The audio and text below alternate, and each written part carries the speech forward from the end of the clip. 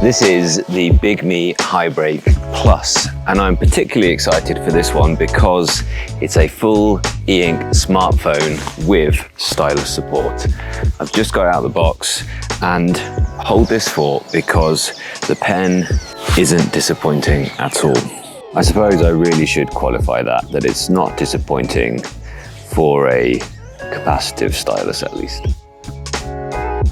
I think if they actually get this handwriting as good as it is now on the B10, this HiBreak Plus could become my best, highest recommended e-ink phone, because it will have the same things as the HiBreak Pro, I imagine. It's got a fingerprint reader, doesn't it? It's Android 14, fine, it's gonna have the same high refresh rate. No, it's only gonna be 4 GB and 64 GB storage, so actually it will be a lower spec there. It's gonna be the Kaleido 3 though, so it should be the higher pixel per inch option. It does have a fingerprint reader. It does have the dual color front lights. I mean, this is clearly not it, 'cause that's a much bigger device. It's okay, it's not gonna have the pen bundled in. That's an interesting one. Apart from that, look, HiBreak Plus color is gonna have the higher resolution screen, like the Pro, only sold in white, fine. Same battery as the Pro, a lower quality MediaTek chip, less RAM, less ROM, but no TF card slot like the Pro. SIM card dual SIM, 4G only global, so it won't be a 5G phone. No NFC, doesn't have the infrared remote control, does have GPS, but you know, it can do calls and messaging. Camera is the same as the Pro, weight about 190 grams, Android 14, same as the Pro, but then it's got the stylus, right? So most things that are actually important to me anyway, at least, the NFC would be a thing that a lot of people will actually want. Most things, actually, it's a similar thing to the HiBreak Pro, the screen and the fingerprint reader, but then it's got a stylus, and the HiBreak Pro was only just behind the Palma 2 Pro in my ranking. It was a real tough call whether to say the Palma 2 Pro was my favorite kind of phone-sized e-reader or it was the HiBreak Pro. And I think that this, therefore, as long as it's like as good as, that worries me a little bit. The low ROM, 4 GB of RAM in 2026 is quite an astoundingly low amount of RAM in a phone that you're going to use lots of different apps on. With the stylus, it's not bad. Look, a stylus and case for, what's that? Yeah, 40 quid more, $40, pardon me, more. It should go straight to the sort of #1 phone category. But then Bigme come out with the HiBreak Dual, and it's like, where did this come from? You're still not shipping the HiBreak Plus, and you're already teasing something that has 2 screens as well. And I am actually going to put my full SIM card in here, and I'm going to daily drive this thing for at least a little while, for lots of good reasons that I'll get into in a moment. I have already used and enjoyed Bigme e-ink smartphones before. It's one of the things that they really do get right. And for the last couple of years, they've been rapidly iterating on this design, maybe a little bit too rapidly. I'm going to test it out thoroughly to see if they've cut any corners and if there's anything that's a little bit rushed and not really working as you'd hope. It's got a fingerprint sensor. That's an important point if it's going to be your phone.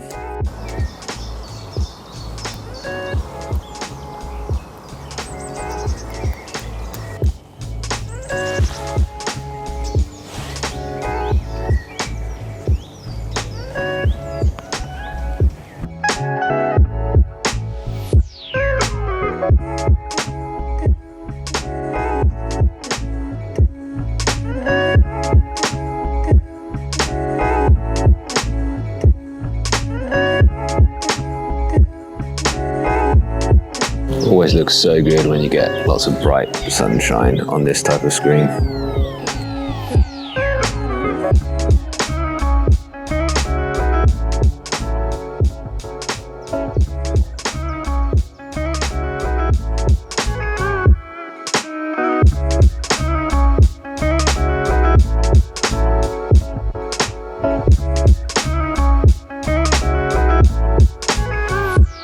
I enjoyed that.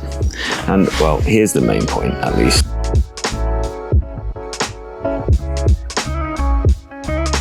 I've been carrying around this. Great place to get some thinking done, that. For example, this point here, which has directly led to me filming this here today. Recorded here with a lovely A7 notebook in your pocket with a lovely pencil.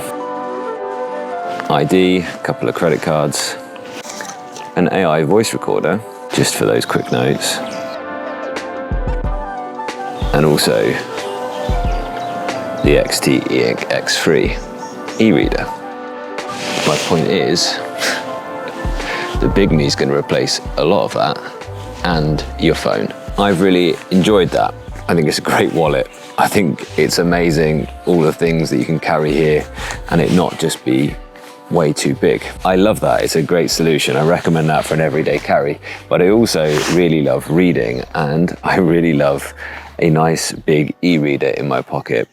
And what I don't love in my pocket all the time is my phone just there to take my focus away from whatever kind of moment I'm in. E-ink phones are a great solution, either as a second phone if you really don't want to ditch your phone, or, as I have tried to do with varying degrees of success, just completely replace your phone and make it just an occasional watching YouTube type of tool. And the phone that I have been using, it's also great. I don't want to get rid of this particularly.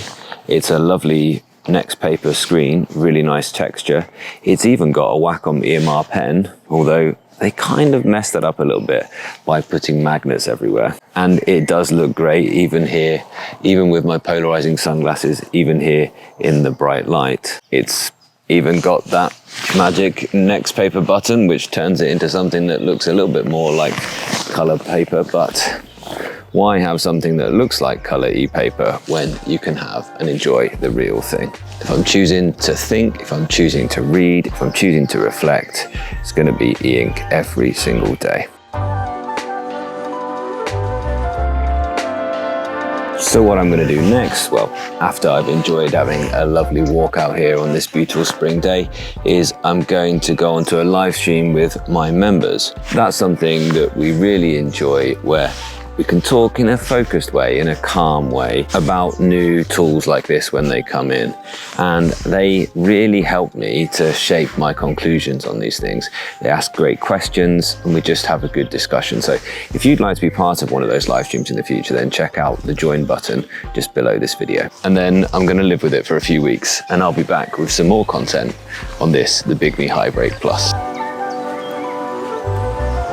Now, the biggest thing that's going to sort of make or break this, I think, is going to be the stylus use. They didn't send a stylus in my bundle, which I was a bit surprised, but it does work with the standard Bigme stylus from some of their other tablets that are using the capacitive stylus. So I just charged one up and there it is, the same USI capacitive type stylus. It really looks incredibly similar to the HiBreak Pro, actually. It's got the two customizable function buttons on the side, and you've got lots of options for command. This one defaults to volume on this side.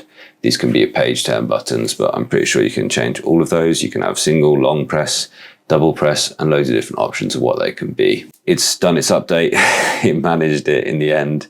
But yeah, this is low specs. If I go into CPU-Z, MediaTek Helio P35, which is an old entry-level chip. It's a 12 nanometer process. 4 big cores, but those big cores are 2.3 gigahertz, and actually it's more than that. The GPU and everything really limits it as well. Then if I go into the Geekbench, you can see here, again, one of the lowest scores I've seen in a long time. Single core 193, multi-core 870. Two things I wanted to show you: the pen, and the pen is surprisingly good actually. I go into the notes, and of course you've got the full Bigme kind of array of notes. Drew this thing just earlier on going for a little walk, and it's not great, it's okay. The quality of these lines, which is what we're really talking about when we talk about different pen types.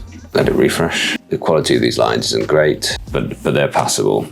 And importantly, I think, for what this is going to be for most people, is just a little bit of a notepad, just combining your notepad with your phone. The actual note taking is a semi-decent USI capacitive type note taking, apart from lots of palm rejection problems, which is inherent in this type of technology as well. But it's a good textured screen, nice flexible screen as well. It's acceptable handwriting. Just for little lists and things like that, that's good enough. It's nowhere near what you're going to get out of an EMR, but actually that's okay. Different types of markers and things like that. And actually the brush tool and painting with it earlier on was kind of alright. I kind of enjoyed it actually. It's just a nice little thing to have. Been using the Palma 2 Pro as my little side phone and reader for some time. So I'm going to fish out the SIM card from here and it's going to go into the HiBreak Plus. But I want you to notice something. What do you notice about the two screens whilst I do this? I will give you a clue. They're both on full front light at the minute. They're both Kaleido free. They're both 300 ppi. I mean, does that not surprise you? And that is one reason. I mean, look at how white that looks. I think the Palma 2 Pro must have the improved Kaleido free, must have the oxide backplane, which is just better at reflecting the nice full spectrum whites. This one I think doesn't. So you've got the older, duller, still Kaleido free on the spec sheet, but it certainly doesn't look the same. Or it's just the case that the front light is just so much better on the Boox, I don't know. And also it's hard to tell on the video, but actually the front light isn't very even. Let's go all the way to the cold side. You can see the difference is massive there, isn't it? And somewhere balanced in the middle. Yeah, that looks lovely on the Palma 2 Pro.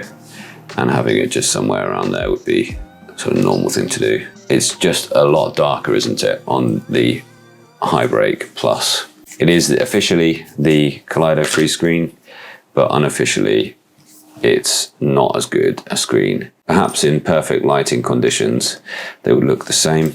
I was with it outside and it looked fine, as all color e-ink does when you give it plenty of light. It's 4G straight away. It's connected straight away to my network, as you would expect. Let's go back to giving them both their best shot. Both in exactly the same position. A bit more ghosting here on the HiBreak Plus, you can see here as well. So I wrote this earlier on the Palma 2 Pro. I mean, it's just kind of night and day, actually. I think they must have improved the Palma 2 Pro with the same algorithm that they're using in the Go 10.3 Mark II.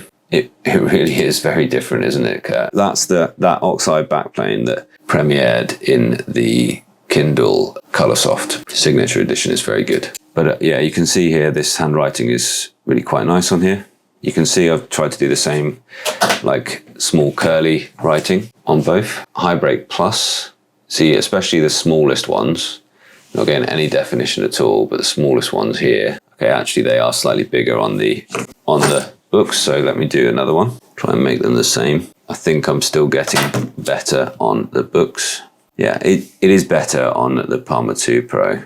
That's the thing that's making it really tricky here, because I've got, on the one hand, I've got the same. We've got Kaleido free ink, we've got USI capacitive stylus, but on the other hand, the HiBreak Plus is a phone with no software limitations there, and I know that we can put a app on here to actually make it kind of make phone calls and texts, but it doesn't just stay working in the background. For example, it's not going to be reliable as a phone. And I know also that most of us call and use things on messaging apps anyway, so perhaps that's not such a big deal. But this is what's going to make this quite a tricky choice here, is that actually the Palma 2 Pro is doing that Kaleido free better, and it's doing the pen input better as well.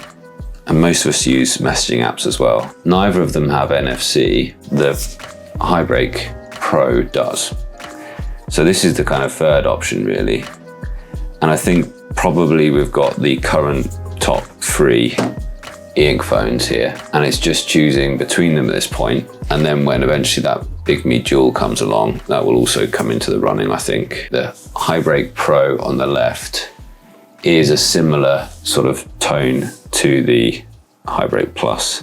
So it must just be out of these 3, the Palma 2 Pro, which is getting the best screen there. I'll just go to a book in each, Kindle in each. I'll go and recommend for all of them, and we'll do this. So HiBreak Pro at the top, HiBreak Plus in the middle, and Palma 2 Pro at the bottom. At the minute it's struggling. Getting quite a lot of ghosting on the Palma 2 Pro actually. It's on recommend. I think I can probably do better. In fact, I know I can. Actually, in this little test, we're getting a lot brighter whites, a lot more contrasty. Here on the Palma 2 Pro, it looks ace, doesn't it? I know I can do better on this one. It's on Regal. HiBreak Pro is actually doing the best out of the 3 so far, but it really is about the animation filter time, which I can't seem to find the option for right now for some reason. go back to recommend. I know it's in there. There it is. Oh, the animation filter time is quite high. Auto full refresh when switching pages. Maybe that's what we needed. Okay, now it's looking at its best. This is on default rather than comic. So let's change this one to default also. Yeah, so it's currently flickering, and I haven't turned the anti-flicker on, I suppose, but actually that is actually a really nice and smooth, isn't it? I mean, this is not the 53 frames per second refresh, but I mean, that is looking absolutely great. I still think out of all of them, I've done best on the Palma 2 Pro here, with it back in its best mode and doing a full refresh each time. But that is incredibly impressive. And this is the thing. Why do I bother with Bigme? Because they're a company that understands e-ink, and they do e-ink well. And that's one of the things that we care about quite a lot on this channel. Let's try custom. We'll put the anti-shake on. I'll put the refresh mode on, Regal, then the same as the Palma 2 Pro. And full refresh frequency every one. Wow, that actually looks top drawer now. And I have to turn the page animation off. I mean, that looks great. So actually, there isn't a lot in it, but the colors are definitely looking better on the Palma 2 Pro. Palma 2 Pro there at the bottom, and the HiBreak Plus at the top there. It's dramatically different, isn't it? Yeah. I want to show this. I'm gonna go into YouTube, and I've already popped it on this mode, so it should just be there. But it's on the 53 frames per second mode. Is legitimately impressive. So yeah, this one's coming soon for you guys. Have you seen this one yet? I really enjoyed making this video for you all. And a bit of sound as well, just to... Love this. I have Supernote Manta Tab XC as a master bundle. I'm stealing that for a title at some point. I'm going to write it down now. The e-ink master bundle. If you look at this, yeah, because it's the top two. Sure, it's grainy. And Manta. Oh, that would be. Sure, it's a bit grainy, but I mean the speed, like, it's just something else. Yeah, I love making this video for you all. My videos are 30 frames a second, but I was watching one that was 60 frames a second. It just looked almost abnormally smooth. I mean, it's just incredible they can get this. Yeah, and you're right to put it like that. It's not really usable, is it? It's not going to replace an LCD or OLED screen for watching videos, but it is an impressive, like, technical feat they've done. It's almost as if they should put on the back an LCD screen. Okay, that's that. That's the HiBreak Plus. Let me know what you think of that. I think it's a welcome addition to the market at the very least. I'm going to take my time and deliberate. It's going to take a lot more testing and really get into grips with those ink modes.